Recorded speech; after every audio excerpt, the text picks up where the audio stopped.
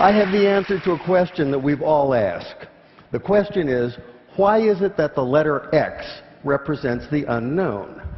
Now, I know we learned that in math class, but now it's everywhere in the culture. The X Prize, the X Files, Project X, TEDx. Where'd that come from? About 6 years ago, I decided that I would learn Arabic, which turns out to be a supremely logical language.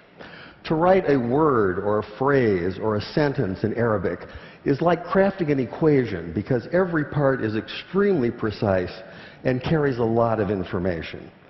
That's one of the reasons so much of what we've come to think of as Western science and mathematics and engineering was really worked out in the first few centuries of the Common Era by the Persians and the Arabs and the Turks.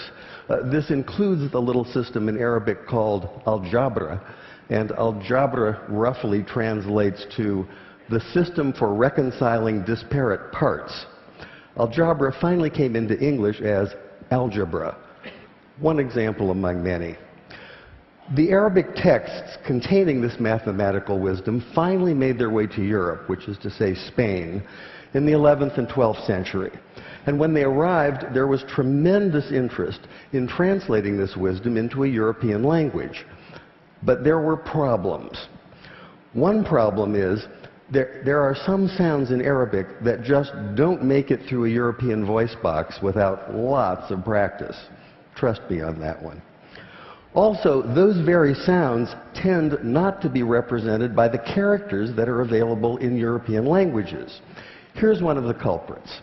This is the letter sheen, and it makes the sound we think of as sh. Sh.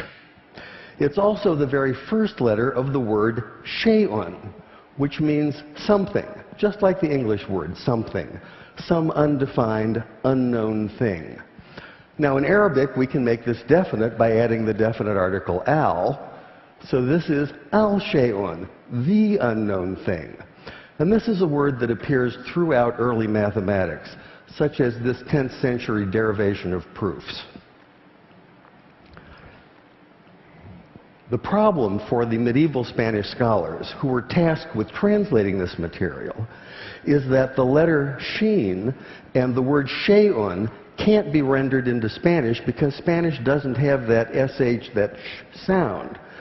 So by convention, they created a rule in which they borrowed the ck sound, the k sound, from the classical Greek in the form of the letter chi.